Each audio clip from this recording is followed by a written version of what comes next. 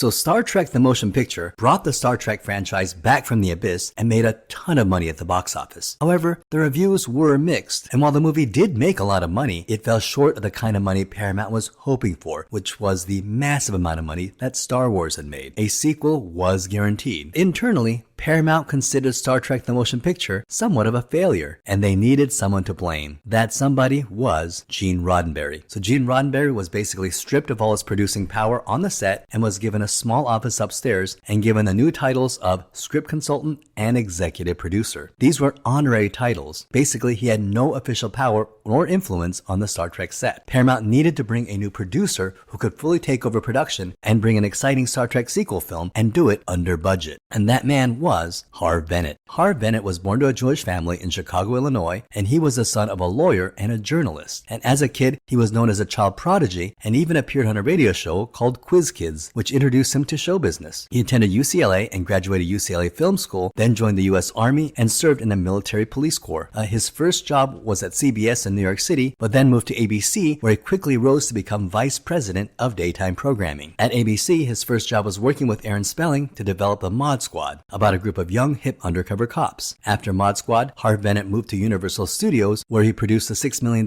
Man and The Bionic Woman. He also produced Rich Man, Poor Man, The Invisible Man, and The Gemini Man. Harve Bennett was already brought into Paramount Pictures and had been signed to create a series of TV miniseries, one of which would become in 1982 A Woman Called Golda, starring Ingrid Bergman as Golda Meir and co-starring Leonard Nimoy. However, 1 week into his Paramount contract, Harve Bennett was called into a meeting with the top brass at Paramount, and this included Barry Diller, Michael Eisner, and Charles Bloodhorn. So the Paramount executives asked him what he thought of Star Trek the Motion Picture, and Harve Bennett admitted that he thought it was a little boring. Well, they asked if he could make a movie better than the first one, and Bennett answered yes. And then one of the producers asked, well, can you make it for less than $40 million? And Harve Bennett reportedly said the famous line, where I come from, I can make 5 movies for that. Well, apparently that was the right answer because they hired him right away and gave him a budget of $13 million.